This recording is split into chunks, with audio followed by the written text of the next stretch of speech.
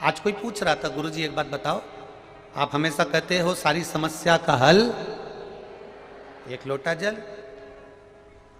आपने सबको शंकर जी के मंदिर में जल देना, जल चढ़ाना प्रारंभ करवा दिया। इसका मतलब क्या है? इसका सही सारतत्व क्या है? इसका सही उद्देश्य क्या है? इसका सही उद्देश्य है जगत गुरु शंकराचार्य, जिन्होंने एक बार भिक्षा मांगते मांगते जगत गुरु शंकराचार्य जी अपने शिष्यों के साथ एक दरवाजे पर पहुंच गए और जगत गुरु शंकराचार्य जी ने दरवाजे पर पहुंचकर आवाज लगाकर कहा, माता भिक्षाम दे। छोटी सी लड़की अपने घर में प्रवेश कर कर जाती है और अपनी मां से कहती है, दरवाजे पर बाबा आया है, भिक्षा मांग रहा है। मां कुछ होए तो दे दो ना।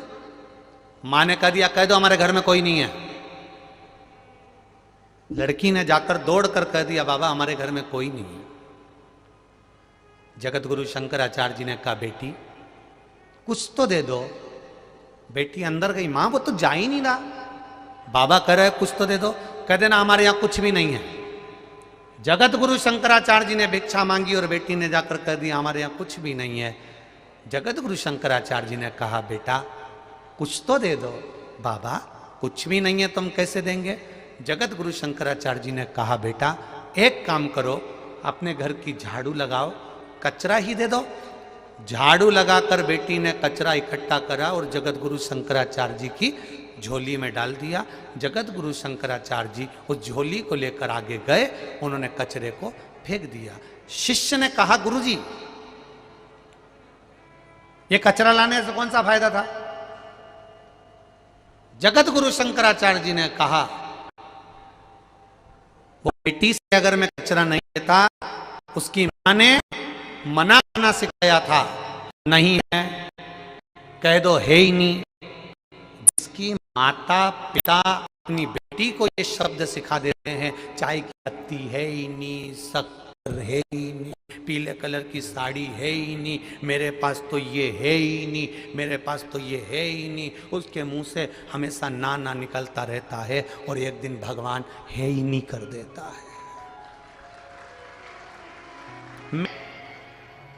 जगत गुरु शंकराचार्य जी कह रहे हैं, मैंने उस बेटी से भिक्षा में कचरा मांगा। कचरा मांगने का उद्देश्य केवल इतना था कि उस बेटी की आदत हो जाए देने की। अगर इसने आदत देने की डाल ली तो पक्का है ये देना सीख गई तो परमात्मा भी देना प्रारंभ कर देता है, वो देने में पीछे नहीं हटता। जगत गुरु शंकराचार्य जी का वो शब्द हमारे जीवन में हमने उतारा। आपने भी अगर एक लोटा जल मेरे महादेव को देना सीख लिया तो मेरे महादेव ने भी तुम्हें कुछ ना कुछ देना सीख लिया। दिल से कथा सुनने आए हो और दिल से बाबा की कथा में पहुंचे हो तो दिल से सुनो। आग लगे बस्ती में, जम के बोलो जरा, अपन रहे हो क्या किसको रोइए सोइए। मरोगे तब परिवार वालों को तुम्हारी टेंशन नहीं होगी। तुम्हारे तन पर जो घड़ी, कुंडल, चेन, तगड़ी, लौंग में हीरा, सबको वो टेंशन बनी रहेगी। एक दूसरे को कोनी मारकर कहेंगे, शमशान में कौन निकालेगा, यही निकाल लो। कौन निकालेगा शमशान में, यही निकाल। किसी को चिंता नहीं है तुम्हारी, गए सो गए।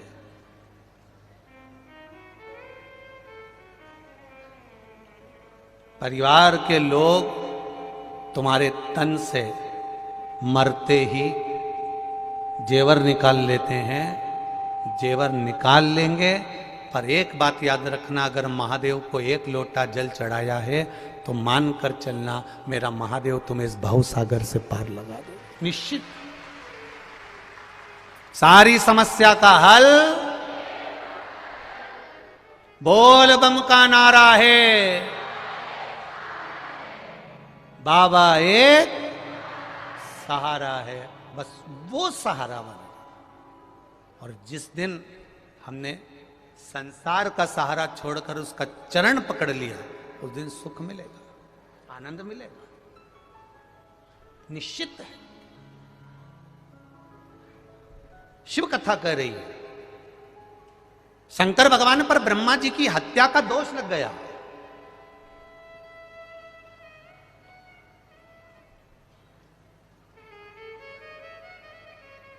ब्रह्मा जी का कटा हुआ सिर,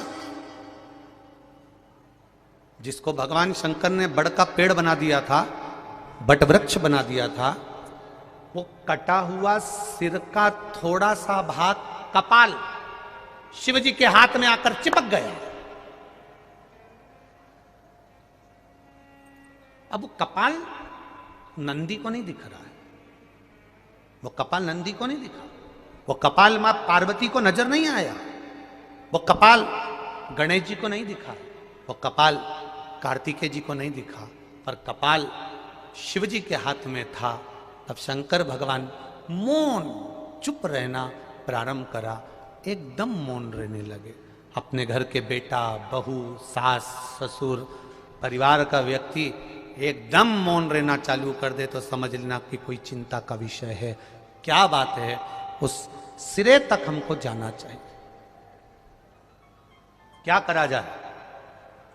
अब चिंता लगी थी माता पार्वती को, तो पार्वती जी ने नंदी से कहा कि महादेव आजकल चुप रहते हैं, बोलते नहीं, उनके मुख से शब्द नहीं निकलता। जो महादेव बात बात में डमरू का नाद करते हैं, जो महादेव नित्य प्रति आनंद के विषय को सुनाते रहते हैं, दुनिया का सबसे पहला कथाकार, दुनिया का सबसे पहला वक्ता और दुनिया का सबसे पहला कथा सुनाने वाला अगर कोई है तो वो देवाधिदेव महादेव हैं। और महादेव इतने बड़े वक्ता होने के बाद अगर चुप हो गए तो क्या कारण? कारण क्या? पता तो करें हम, कारण क्या है?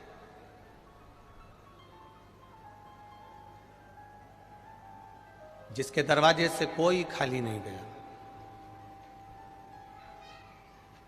आज वो चुप होकर बैठा है तो जरूर कोई बात हो। कारण क्या है? पता करा जाए जरा, करा पता।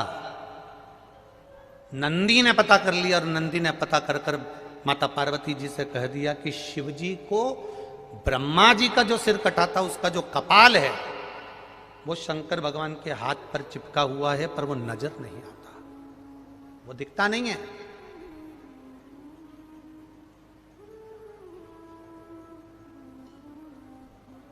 बहुत ध्यान देना जरा इस कथा पर। जरा पुण्य करा आपने, एक ब्राह्मण को भोजन कराया, कन्या का विवाह करा,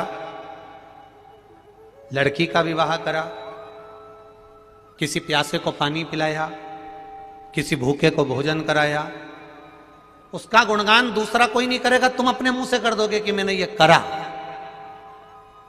पर कभी तुमने विचार करा कि दिन भर में तुमने कितनों को बेवकूफ बनाया, कितना झूठ बोला, कितना कपट करा, कितनी बेईमानी करी, कितना प्रपंच करा, कितना छल करा, कितना अपशब्द कहा, कितनी गाली दी, कभी उसको आपने बताया किसी को? नहीं। पर वो तुमने जो करा वो तुम्हारे हाथ में चिपका हुआ, इस ललाट पर चिपका हुआ। शिव जी के हाथ में वो कपाल चिपका हुआ है।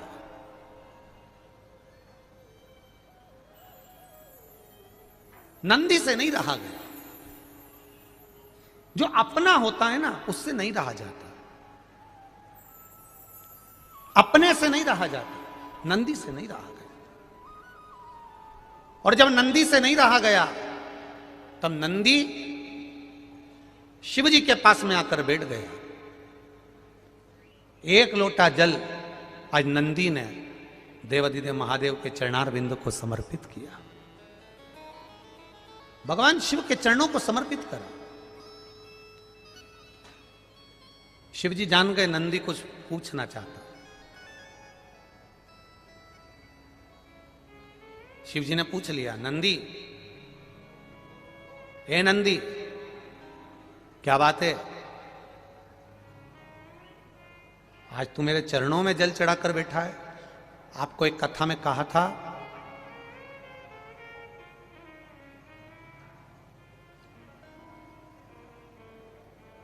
कभी ये शिवलिंग है, ये गोल जलाधारी है, ये सामने चरण है।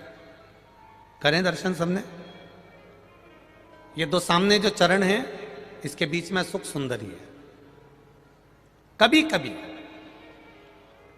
विशेष कोई अवसर आए, सोमवार की अष्टमी पड़ जाए या कोई विशेष प्रदोष का दिन पड़ जाए और आपको लग रहा हो कि मेरा महादेव को मैं जल चढ़ाते चढ़ाते इतना समय हो गया, मेरा महादेव नहीं सुन रहा, तब कभी कभी ऐसा मन में आए कि क्यों नहीं सुन रहा, तब लोटा भरकर जब जल लेकर जाओ, गणेश जी को चढ़ाया, अशोक सुंदरी को चढ़ाया, षडानंद कार्तिकेय को चढ़ाया, माँ जगत जननी जगदम्बा माँ पार्वती को चढ़ाया, वही जल ले जाकर बेलपत्री के वृक्ष पर चढ़ाया।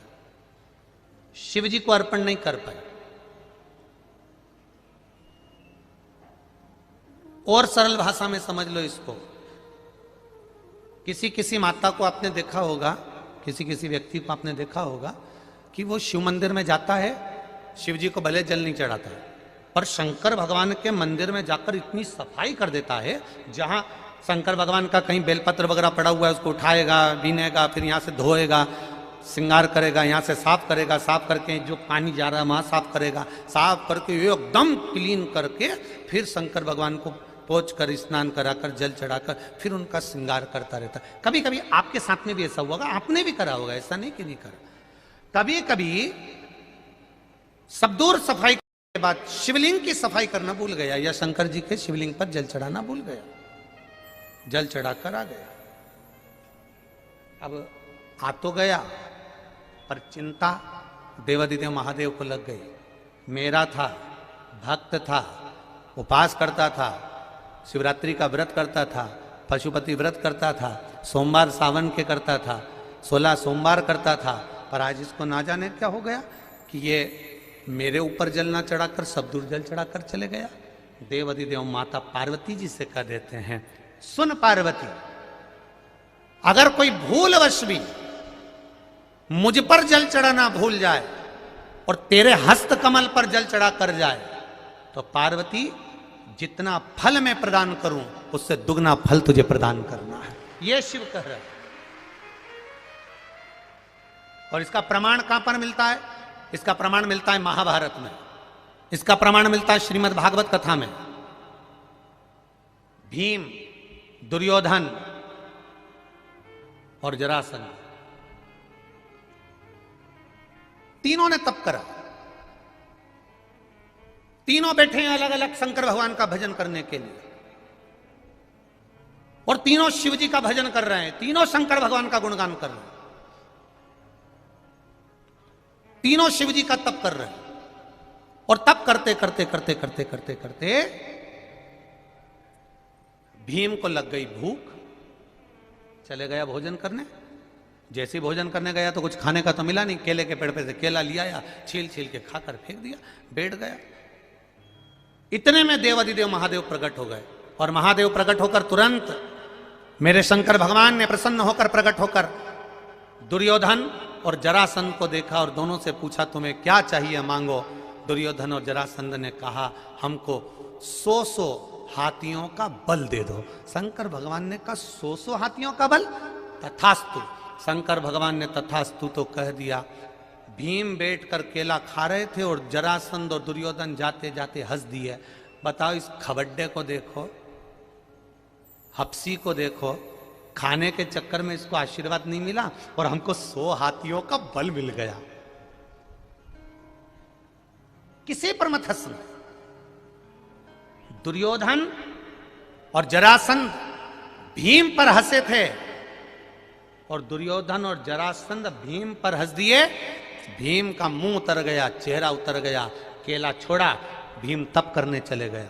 तप करने गया तो भीम जान गया कि मैं अब तप करूंगा तो महादेव का नहीं करूंगा, पार्वती जी का करूंगा। अभी आपको कथा में कहा था कि केवल जलाधारी भी अगर आप स्पर्श कर कर बेलपत्री आदि कादिक जो निर्माल्य पड़ा हुआ है उसको उठाकर बहुत बड़ा दोष है एक, शायद आपने भी जिंदगी में कभी करा होगा, अब कर दिया हो, अब मत करना। कौन सा दोष? जैसे ये शिवलिंग, ये जलाधारी, ये मट्टी का दिया जलता हुआ, लोग भगवान को दिखा के, जो ये जलाधारी होती है ना, इसकी जो किनोर होती है ना, कई लोग उस दिए को इस किनोर पे रख देते हैं। कई लोग नारियल को, श्रीफल को इस हस्त कमल पे जहां शिवलिंग रखा हुआ है यहां रख देते हैं। ये दोष है, ये शिव महापुराण का दोष है।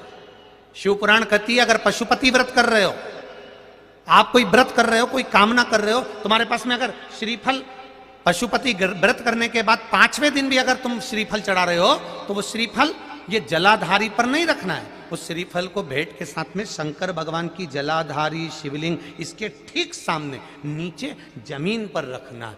उसका फल ये होता है कि तुमने जो पशुपति व्रत करा, शंकर भगवान ने उसको स्वीकार कर लिया और वर प्रदान कर दिया।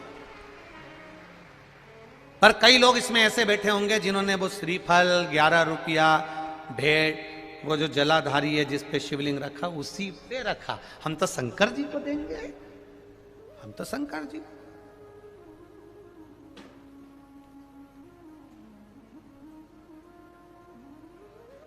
कई लोगों की आदत रहती है, नहीं मैं तो कथा आगे बैठ के ही सुनूंगी, चाहे कुछ भी हो जाए। अब वो भले झगड़े लड़े पर बैठना आगे। अब ईमानदारी से बताओ, कथा तो कथा है, पूरी रोड पे लोग हैं, पूरे पंडाल में, पूरे गांव में लोग हैं। ये कथा की आवाज जहां तक तुम्हारे कानों में जा रही होगी, कथा और गंगा ये दो ऐसी हैं कि मरते समय तुम गंगा के घाट नहीं जाते हो। हमारे यहां शास्त्र कहता है कि मरने वाले व्यक्ति के मुख में गंगा का जल दिया जाता है। उसी तरह महादेव की कथा तुम कहीं पर भी बैठकर श्रवण कर लो, फल उतना ही मिलेगा जितना पंडाल में बैठकर मिलेगा, उतना ही प्राप्त हो।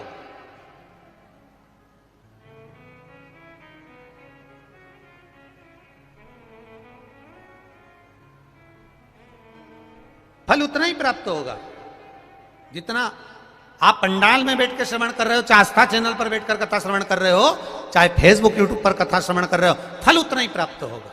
बस निवेदन केवल इतना है कि 3 घंटा जब कथा को श्रवण करो, तो जैसे पंडाल में बैठकर मौन रहकर, चुप रहकर, आसन लगाकर, एक जगह बैठकर आनंद के साथ, ना खाना ना पीना, बस आनंद के साथ शिव महापुराण की कथा सुनते हो, ऐसे घर पर टकटकी लगाकर आस्था चैनल के सामने भी 1 बजे से 4 बजे तक मुझे महादेव को प्राप्त करना है, बस उसकी कथा श्रवण करना है, वो दिल लगाकर।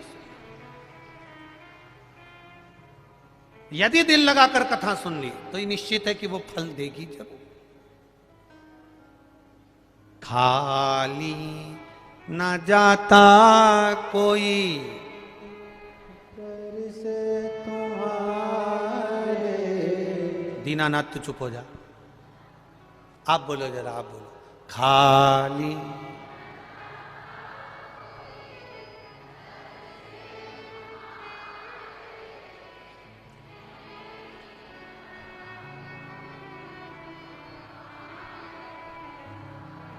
कितने जोरदार वक्ता हो गए तुम सब, एक एक लाइन याद है, फिर से बोलो। खाली दर से तुम्हारे खाली ना जाता, दर से तुम्हारे मैं भी खड़ा हूँ, नन्ही बाहें पसारे, अपने हृदय से लगा लो, लगा लो, गिरा जा रहा हूँ, उठा लो, उठा प्रभु अपने दर से अब तो न टालो, गिरा जा रहा हूँ, उठा लो, उठा लो। उससे प्रार्थना दिल की,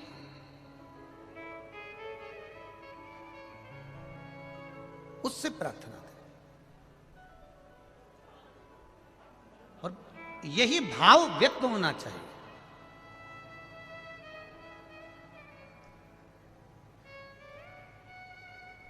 यही भाव आपके व्यक्त होना चाहिए। कभी कभी भूलवश भी अगर शंकर के मंदिर चले गए और लगा दी झाड़ू, देवराज ब्राह्मण चोरी का धन लेकर शंकर जी के मंदिर में बैठा था, चोरी का धन लेकर शिव जी के मंदिर में बैठा है और चोरी का धन लेकर शंकर जी के मंदिर में बैठ के कथा सुन रहा है। कथा सुनी, सुनते ही पंडित जी बार बार बोल रहे थे हर हर महादेव, हर हर महादेव, हर हर महादेव। इसका सिर दुखने लगा, कानों में इसने हाथ रख लिया, चोरी के धन को बाजू में छुपाया, बाहर निकल गया। बेलपत्री के वृक्ष के नीचे बैठा था, सिर तप रहा था, बुखार आ रहा था, शरीर पर ताप पड़ रहा था और प्राण छूट गए।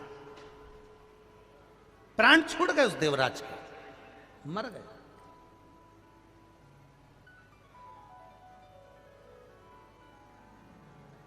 और जब देवराज ब्राह्मण के प्राण छूटे, लेने के लिए देव अधिदेव महादेव उसको आए, महादेव लेने आए तो इसको चिंता लगी, ये तो कभी हो ही नहीं सकता कि मेरे को महादेव लेने आ जाए। क्यों? क्योंकि मैंने पाप इतना करा, चोरी इतनी करी, निंदा इतनी करी, बुराई इतना करा, छल इतना करा, बेईमानी इतनी करी, कपट इतना करा, प्रपंच इतना करा, मैंने इतना कुछ करा, तो मेरे को महादेव लेने आ ही नहीं सकते। पर महादेव कर रहे हैं, देवराज बैठ नंदी पर, मैं तुझे लेकर चलता हूं। तो देवराज नंदी पर बैठ कर जा रहे हैं और मेरे महादेव पैदल पैदल जा रहे हैं। सारे देवताओं में और देवाधिदेव महादेव में बस एक अंतर है, जब भी कोई मरता है तो देवता अपने गणों को लेने भेजते हैं, जाओ पार्षद इसको लेकर आ जाओ, जाओ इसको लेकर आ जाओ, जाओ इसको लेकर आ जाओ। पर शंकर का कोई भक्त जब मरता है तो उसको लेने के लिए कोई दूसरा नहीं आता, मेरा बाबा नंदी चढ़कर आता है, खुद लेकर जाता है स्वयं। शिव का भक्त मरता है, शंकर का जब भक्त मरता है, नीचे लोग भले रोते हों पर ऊपर 33 कोटि देवी देवता नगाड़े बजाते हैं कि शंकर का भक्त आ रहा है, जिसका दूसरी बार जन्म नहीं होगा, जिसका दूसरी बार जन्म नहीं होगा। आप लोगों को शायद मालूम होगा, काशी में एक घर ऐसा बना हुआ है जिस घर में लोग मरने के लिए जाते हैं। पढ़ा है कभी कि नहीं पढ़ा? किस किसने पढ़ा, जरा हाथ उठाओ। पढ़ा है ना आप लोगों ने? काशी में एक घर ऐसा बना हुआ है जहां पर एक कमरा किराए का मिलता है, वहां रहो, अंतिम अवस्था में भजन करो, कीर्तन करो। 2 महीना या 1.5 महीना ऐसा कुछ उसका क्रम रहता है। उतने महीने में तुम मर गए तो ठीक, नहीं तो वो आपको अपने घर वापिस भेज देते। जो मर गया, क्यों मरने के लिए लोग जाते हैं? क्योंकि शंकर का जब भक्त मरता है, शिव का उपासक मरता है, शंकर का गुणगान करने वाला मरता है, शिव के धाम में जब किसी के प्राण छूटते हैं तो संसार के लोग भले रोते हों पर देवता पुष्पों की वर्षा करते हैं, नगाड़े बजाते हैं, दुमदुबिया बजाते हैं कि शिव का भक्त आया है, इसका दूसरी बार जन्म नहीं होगा। अब ये चला, अब गया ये, अब इसका दूसरा जन्म नहीं। मरना तो सबको है, चाहे सियोर वाला महाराज होए, चाहे दुनिया का कोई महाराज हो, चाहे बादाम खाओ चाहे रोटी खाओ, जाओगे तो सरी। चाहे कितने भी वीआईपी बन जाओ, चाहे कितने भी वीवीआईपी बन जाओ, चाहे जो बन जाओ, जाओगे तो सरी। चाहे कितना भी डेंटिंग कर लो, चाहे धागे से, कितना ही सही लो, जाओगे, जाएगा। जाना तो निश्चित है, निश्चित। और महाराज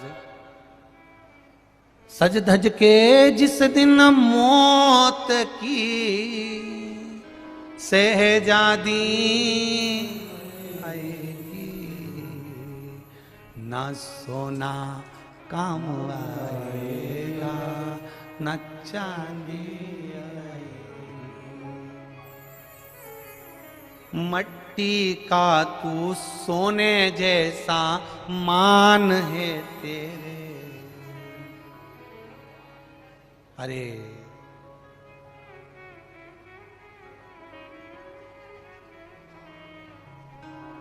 मट्टी की काया एक दिन मट्टी मिल जाएगी, न सोना न चांदी। कोरोना महामारी में लोगों के घर में सब कुछ था, सब कुछ। बोलो रे ईमानदारी से जितने बैठे हुए, काम आया? बैंक में पड़ा था पर बैंक ही नहीं खुली थी।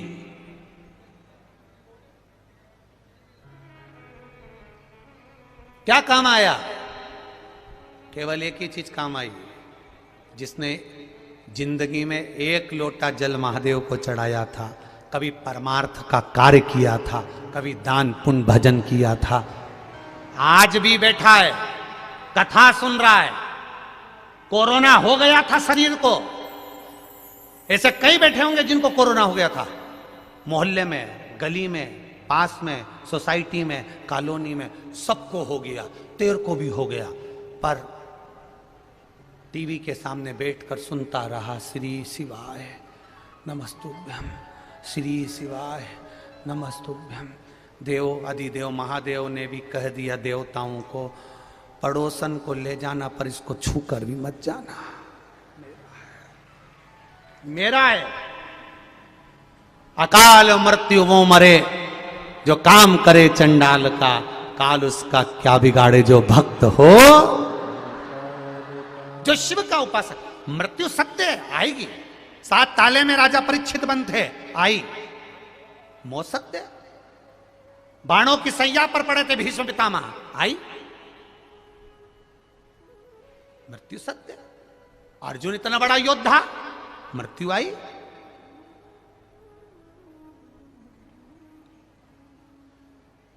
कितने सारे टीवी के हीरो हैं, मरते नहीं है।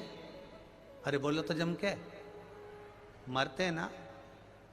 क्या क्या बताते हैं, देखो इनका इतना बड़ा बंगला है, इतनी बड़ा ये है, इतना ये है, इतना ये है, इतना ये है। और फिर जब चले गए तो वो बंगला, वो गाड़ी, 25 लाख की गाड़ी, और बाद में किसी काम नहीं आई, केवल वो 25 रुपए का लोटा काम आया, जिसमें भरा कर हरिद्वार ले गए थे। कुछ काम नहीं आया। करो भजन कीर्तन स्मरण, आए हो इस सिद्धपुर धरा पर, सीहोर की पावन धरा पर अगर पहुंचे हो, कंकर शंकर की धरा पर पहुंचे हो, मां सीवन के तट पर पहुंचे हो, इस पावन धरा पर पहुंचे हो, कुबेरेश्वर धाम पर पहुंचे हो, जितना बन सके आप दान करो मत करो, पुण्य करो मत करो, पर इतना जरूर करो, अपने द्वारा किसी को कष्ट ना हो, उसका सहायता करते चलो, परमार्थ करते चलो, करो भजन, करो भजन।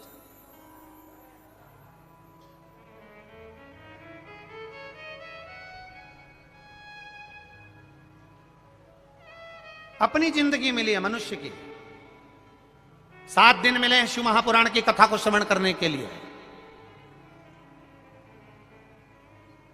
रुद्राक्ष अपनी जगह पर है, व्यवस्था हो जाएगी सही, दे देंगे, मना नहीं। नहीं हुई सोचेंगे, पर वो मिले ना मिले उससे पहले तुम्हारा स्मरण होना चाहिए कि मैं कंकर शंकर की धरा पर आई हूं। एक कंकर भी मेरी जिंदगी बना सकता है और आनंद दे सकता है, वो सामर्थ्यता मेरे